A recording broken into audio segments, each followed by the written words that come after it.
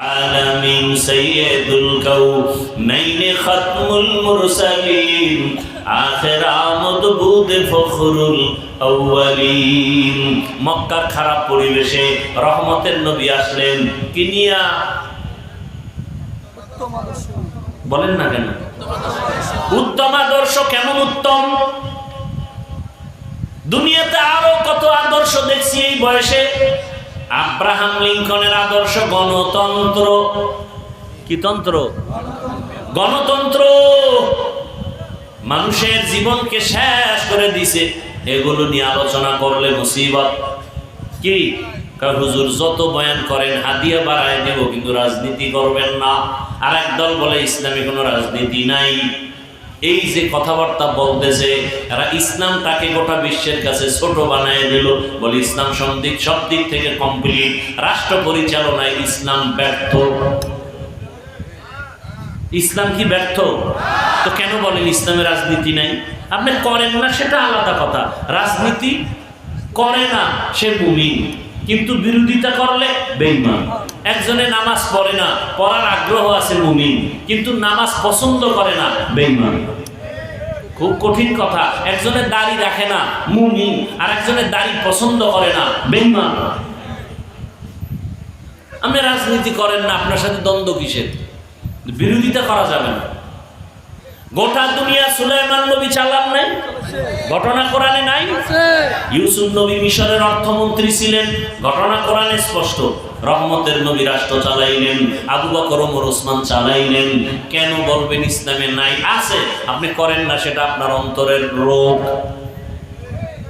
আল্লাহ হেদায়েত দান করুন বুঝার তৌফিক দান করেন আপনি দুনিয়ায় আকাম করতে পারবেন হালাল হ্যাঁ আর আমরা কিছু বললেই মুসিবত করি না বলি এতেই শান্তি করো কেন শিয়ালের হাতে মুরগি আমানত কার হাতে মুরগি শিয়ালের হাতে মুরগি দিয়ে যদি বলেন 3 দিন ভরে নিব আমানত রাখো পাবেন শিয়াল বলে যত পারো পিটাও জেলখানায় দেও পরে কিন্তু মুরগি দেওয়া যাবে না কল্লা দিতে রাজি মুরগি দেওয়া হবে না শিয়ালের হাতে মুরগি দিলে যা হয় মাদ্রাসা মসজিদের চাবি সুদখোর আর ঘুষখোর বেনামাজির হাতে দিলে তো তাই হবে বুঝেন না না চাবি দিছে কে জিব্রাইল কারা এনার কয় না আমরা দিছি বলতে লজ্জা লাগে ভোটের আগের রাত্রে টাকা খাইছেন লজ্জা লাগে নাই ভোটের আগের রাতে টাকা খাই না খাইয়া বাথরুমে গিয়া 10 গ্রাম পায়খানা খাবেন বাজারে গিয়া হালাল সাবান দিয়ে কুলি করবেন গন্ধ শেষ ফ্রেশ কিন্তু যারা টাকা খাইয়া মরবেন জাহান্নামের আগুন ছাড়া আর ফ্রেশ হওয়ার উপায় নাই তবে ইদানিং আমগো হুজুরেরা নতুন ভাবে একটা স্লোগান দিছে যারা খাবি আমগো বয়ান শুনবি না তোরা খাইলে বেশি করে খাইস ভোটটা দিবি ইসলামের পক্ষে খাবি অত টাকা ভোট দিবি ওই যে কে জানি বলছে খায় আলমগীর মোটা হয় জাহাঙ্গীর খাবি অগ টাকা ভোট দিবি ইসলামের পক্ষে অগ টাকা মানে কারো বাবার টাকা না জনগণের টাকা খাইলে আর কম খাবি আমগো বয়ান যেহেতু শুনবি না বলবি যে ভাই টাকা আরো খাইতে খাইতে ওটার ফকির বানায় লাবি এরপরে ইসলামের পক্ষে ভোটটা দিল কি হুজুর এইটা পারা যায় আপনাকে হাদিয়া খাওন দাওন সব দেওয়া যাবে আপনার ক্ষমতায় আনা যাবে না এই চেয়ারম্যান মেম্বার 2-1টা হইলে দেওয়া যেতে পারে আসল জায়গায় আনলে আমাকে মুসিবত আম্মা জানেরা কয় যাই কও কিন্তু বিপদ হয় কি বিপদ হয় হুজুরেরা আইলেই হাত মোজা বাউ মোজা জেলখানায় রাখবে আটকাইয়া সম্ভব না মানে একদলে আবার মাঝখান দেখা না না না আমগো ইসলাম কিন্তু খুব সহজ একদল আবার সহজ সহজ বইলা এমন সহজ বানায় দিছে যে ডান হাতে বিড়ি টানে বাম হাতে চা টানে ইসলাম নাম দিয়েছে দ্বীন ইসলাম শুধু ইসলাম না দ্বীন ইসলাম আল্লাহ হেদায়েত দান করুন ভাইরা আমার ইসলাম সহজ আর কঠিন নাই এক কথা ইসলাম পৃথিবীতে সবার প্রিয় ধর্ম শ্রেষ্ঠ ধর্ম সহনশীল ধর্ম সহজ ধর্ম কঠিন না ইসলামের মতো সহজ আর কোনো ধর্ম নেই আচ্ছা 2-1টা উদাহরণ দিয়ে 1 মিনিটে মনে করেন নাই তো এখানে একটা পানির বোতল আছে, ধরে নেন। কি বোতল আছে? এই যে পানির বোতল। এটা আপনি ডান হাত দিয়েই ধরছেন, সুন্নত আদায় করছেন, ডান হাত লাগাইছেন। মুখটা খুলছেন কোন হাত দিয়া? বাম হাত দিয়া না? এবার বোতল বাম হাত দিয়া টান মাইরা এক টানে নাই। এই পানিটা পান আমিই করব, আপনারও নিবারণ হবে, পিপাসা আমারও হবে, কিন্তু আমি বাম হাতে করব। আমি এই পানিটা পান করব ডান হাতে এবং 3 শ্বাসে পান করব। পানিও পান করা হলো, সুন্নত আদায় হয়ে গেল, সওয়াবও হলো, পিপাসাও গেল। এটা কষ্টের কিছু? মনের পরিবর্তন। জুতা পরবেন না আপনারা বাসায় যাইতে? আমিও জুতা পরব। সুন্নত কি? আপনার তো হিসাব নাই ডান বাম, আমার হিসাব হলো ডান জুতায় ডান পা আগে যাবে, সুন্নত। এরপরে বাম জুতায় বাম পা ঢুকবে। এরপরে যখন কদম দিব ডান পা দিয়ে কদম দিব, সুন্নত। 1 মিনিটের কাম, কষ্টের কিছু না, হিসাবটা মিলাইলেই সওয়াব। এর নাম ইসলাম। ভাইরা আমার, কিছু খাইবেন পানি। ইয়া মুনতাকিমু, আল্লাহর একটা সিফতি নাম। কি নাম? 7 বার। কয়বার? 7 বার পরে পানিও যা পান করবেন 7 বার পড়বেন ইয়া মুনতাকিমু। এই পানি আপনার উপকার ছাড়া কোনো ক্ষতি হবে না। খানা খাইয়া 3 বার পড়বেন না, কইয়া লাভ কি? কোনদিন পেটে গজব আইতো না। খানা খাইয়া 3 বার ডান হাত পেটের উপরে রাইখা 3 বার আবুল আহাবের নাম লইবেন। কার নাম? আবুল আহাবের নাম আছে, একটা সূরা আছে না? কি সূরা? তাব্বাত ইয়াদা আবি লাহাবিন ওয়া তাব। 3 বার পড়বেন, কোনো গজব পেটে আসবে না। খাইতে যাই এই যদি বাম হাত দিয়ে নুন নেন, লবণ লয় কোন হাত দিয়ে? বাম হাত দিয়ে, কারণ বাথরুমে ব্যবহারে তো এটা ফেলেবার আলাদা।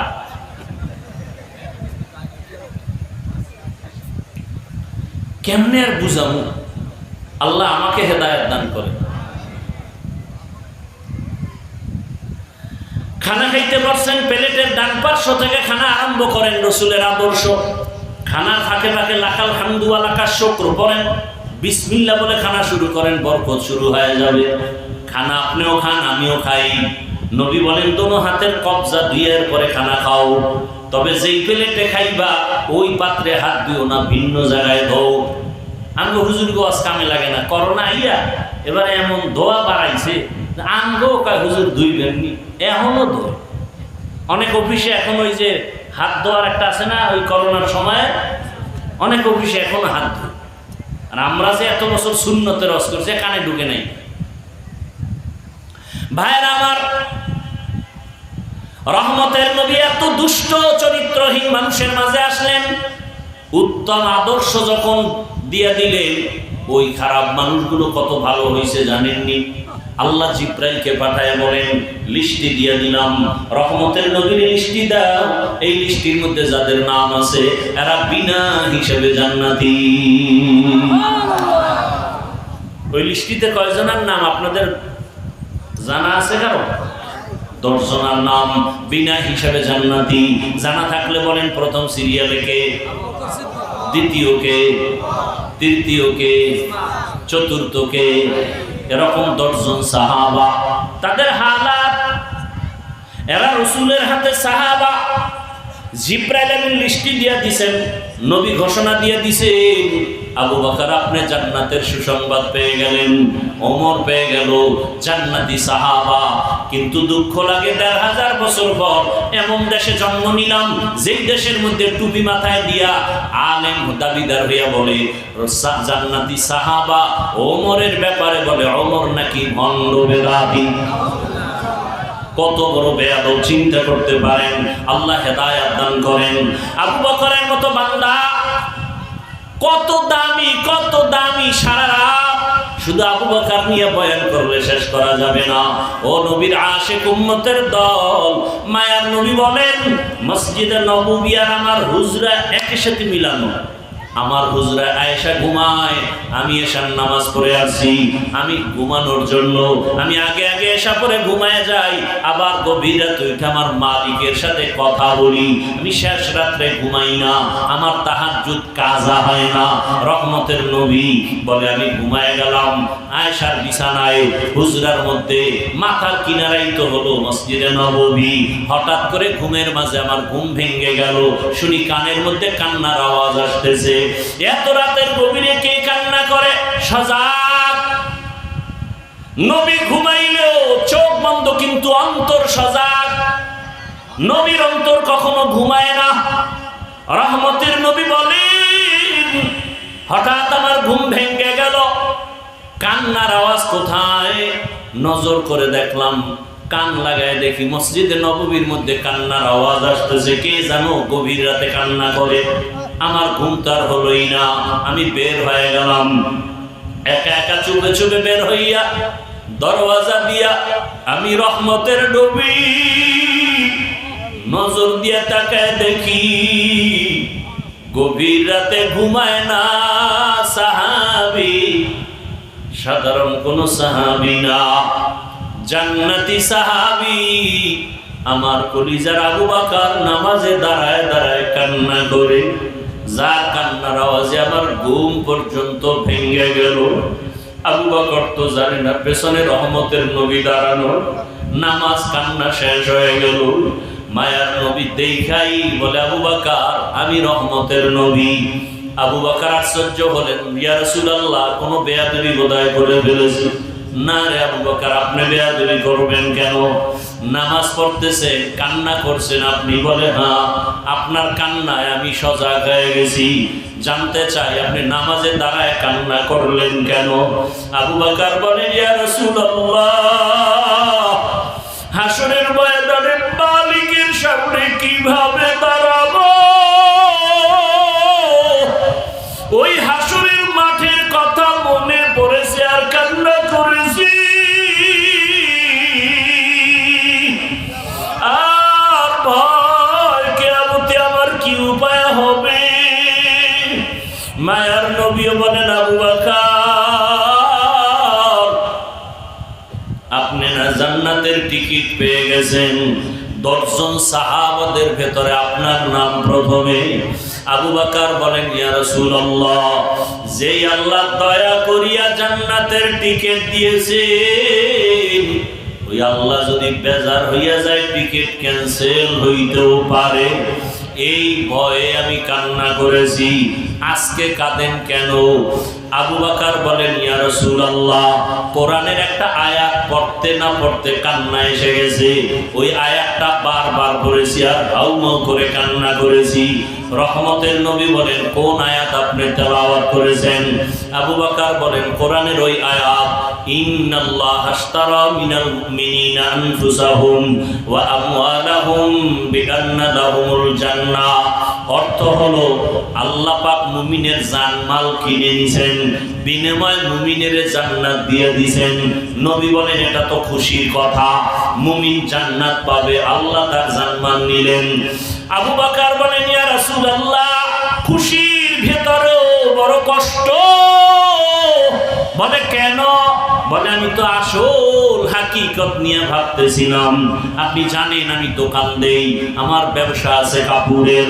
আমার ব্যবসার ভেতরে আজকে সকালবেলা একটা মহিলা আছে দোকানে, আসিয়া তার বহু আগে একটা কাপড় নিয়ে আজকে ফেরত দিয়ে গেছে। বিদায় বেলা জিজ্ঞাসা করেছিলাম আম্মা জান দোকান থেকে কাপড় নিয়ে ফিরাইয়া দিলেন কেন? মহিলা আমাকে বলল বহুদিন আগেই দেওয়ার কথা, ব্যস্ততার কারণে আসতে পারি নাই, এখন দিয়ে গেলাম কারণ আপনার দোকানের কাপড় আমার পছন্দ হয় নাই, আমি টাকা ফিরাইয়া দিছি। ইয়া রাসূলুল্লাহ আল্লাহ যে ওয়াদা করেছেন মুমিনের জানমাল কিনে নিয়েছেন, বিনিময়ে মুমিনকে জান্নাত দিবেন, জান্নাতটা তো এখন দিবেন না, কিয়ামতের বিচারের পরে দিবেন। আপনিই তো কিয়ামতের অবস্থার বয়ান করেছেন, হাসরের ময়দানের কথা বলেছেন, কত ভয়ঙ্কর হবে হাসরের মাঠ। আরাফার ময়দান হবে আল্লাহর বিচারালয়, আদালত। কিয়ামতের দিন সব নারী আর পুরুষেরা উলঙ্গ দাঁড়াবে, নারীরাও উলঙ্গ, পুরুষেরাও উলঙ্গ, আল্লাহর আদালতে দাঁড়াবে। ওই সময় সূর্যটাও নিচে চলে আসবে। সূর্যটার যত তাপ আছে, ও নবী আপনিই বয়ান করে কান্না করেছেন, সূর্যের গরমে নাকি মাটির জমিনটা পুড়িয়া তামা হয়ে যাবে। অন্যদিকে জাহান্নামের আওয়াজ, জাহান্নাম চিল্লায় চিল্লায় বলবে, আল্লাহ কই, গুনাহগারেরা কোথায়? বেনামাজিগুলো আমার পেটে দাও, আমার পেটে ক্ষুধা, গুনাহগারদের আমার পেটে দাও। জাহান্নামের আওয়াজ, সূর্যের গরম। অন্যদিকে আল্লাহ নাকি রাগ হয়ে আওয়াজ দিবেন, লিমানিল মুলকুল ইয়াউম লিল্লাহিল ওয়াহিদিল কাহ্হার। ওই দিন আল্লাহ পাকের রাগান্বিত কুদরতি আওয়াজে হাসরের ময়দানটা থরথর করে কেঁপে উঠবে। নবী আপনি কান্না করেছেন আর বলেছেন, ওই হাসরের ময়দানে এমন হালাত হবে, একদিকে সূর্যের গরম, অপরদিকে জাহান্নামের আওয়াজ, আবার আল্লাহ পাকের রাগান্বিত আওয়াজ। নবীরা পর্যন্ত যাদের গুনাহ নাই তারাও কান্নায় বিভোর হয়ে যাবে। আদম নবী কান্নায় কান্নায় ভেঙে পড়বে, মুসা নবী কান্না করবেন, উম্মতের চিন্তা বাদ দিয়া নিজের চিন্তায় ঈসা নবী কান্না করবেন, নূহ আলাইহিস সালাম কান্না করবেন, ইব্রাহিম নবী কান্না করবেন। ও নবী, ওই সময় তো উপায় কি হবে?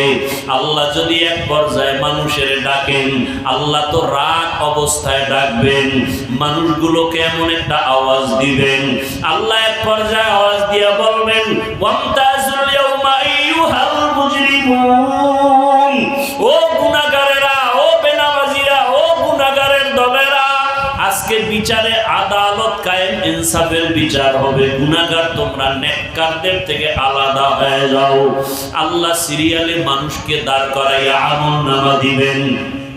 যাদের আমলনামা ডান হাতে, এরা হাসতে হাসতে জান্নাতে যাবে, আর যাদের আমলনামা বাম হাতে, তাদের জাহান্নাম ছাড়ার উপায় হবে না। তবে আমলনামা কার ডান হাতে আসবে জানা নাই, কারটা বাম হাতে আসবে বলা যাবে না। রহমতের নবী এক বয়ানে বলেন, হাসরের ময়দানে তিনটা সময় এত ভয়ঙ্কর হবে, যেই সময় মানুষ আর মানুষের কাতারে থাকবে না, আপন আপন থাকবে না, একে অপরের বিরুদ্ধে চলে যাবে। তিনটা সময় এত ভয়ঙ্কর হবে, মা সন্তান চিনেও চিনবে না, সন্তান মাকে চিনতে পারলেও অস্বীকার করবে। এমন কঠিন হালাত।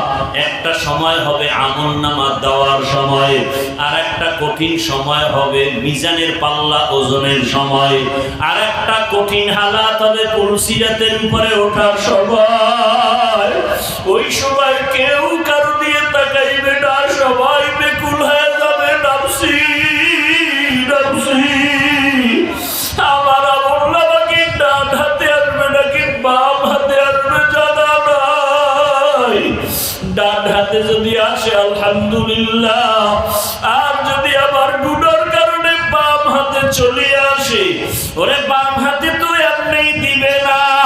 আল্লাহ রাগ করিয়া বলবে, জাহান্নামের ফেরেশতারা, এই গুনাহগারের বুকের মাঝে ছিদ্র কর, বাম হাতটা ঢুকাইয়া পিঠের থেকে বের কর।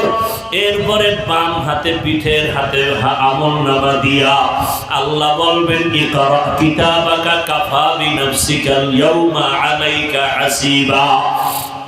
এমন অবস্থা হবে, আমলনামা পেছনের হাতে, চোখ দুইটা সামনে। ফেরেশতারা বলবেন, ইয়া আল্লাহ, আমলনামা পেছনে হাতে, চোখ সামনে, পড়বে কিভাবে? আল্লাহ রাগ করে বলবে, নাফরমানের ঘাড় ধরিয়া মোচড় দিয়া পেছন দিকে ফিরাইয়া দাও। এমন এক হালাত শুরু হয়ে যাবে। আবু বকর কান্না করেন, রহমতের নবীও কান্নায় বিভোর হয়ে গেলেন। ইয়া রাসূলুল্লাহ, আল্লাহ তখন আমাকেও ডাকবেন।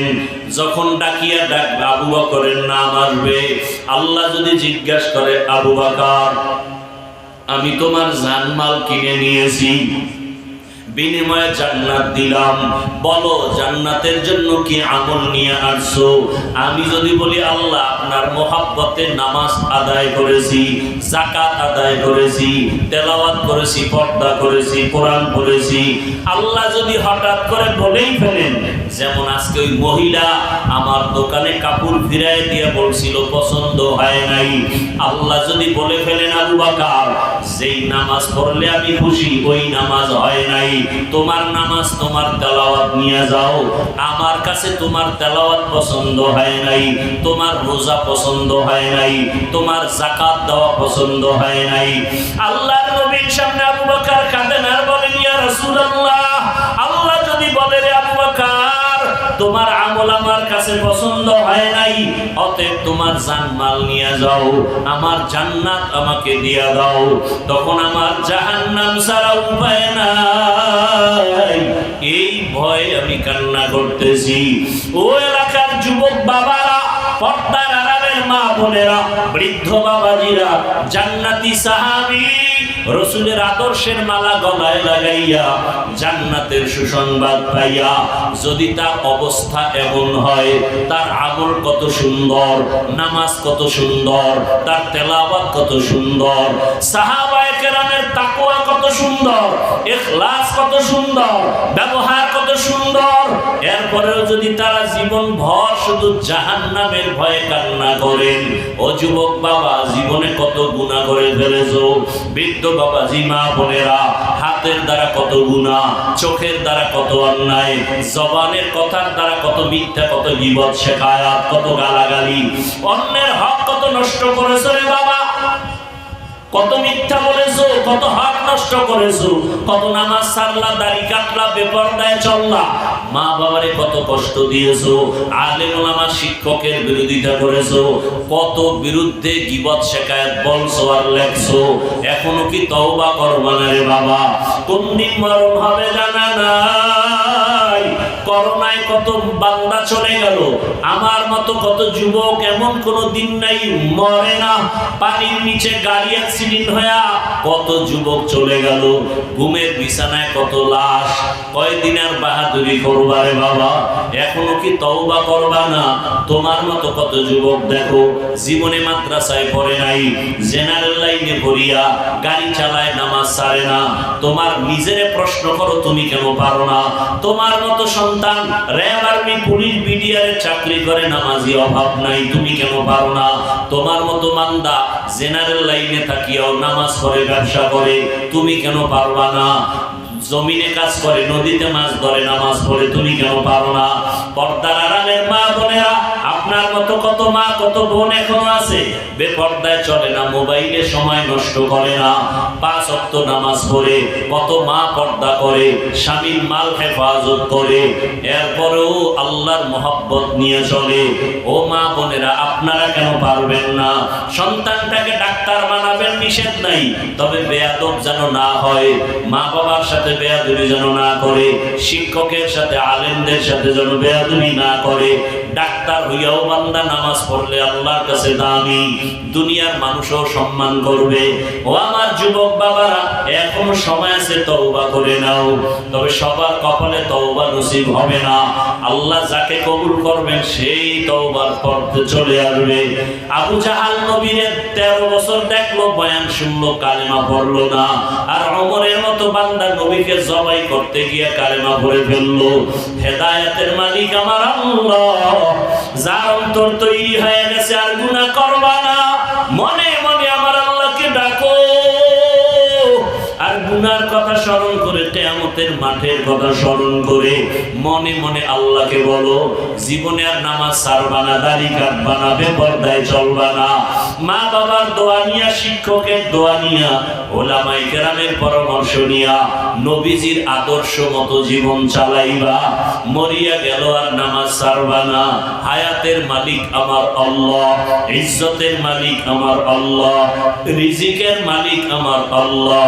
তওবা করার মতো যদি অন্তর তৈরি হয়, খাঁটি তওবার নিয়ত যদি থাকে, মুনাফিকি যদি না থাকে, খাঁটি তওবার নিয়তে দুটো হাত আমার আল্লাহকে দেখায় দাও।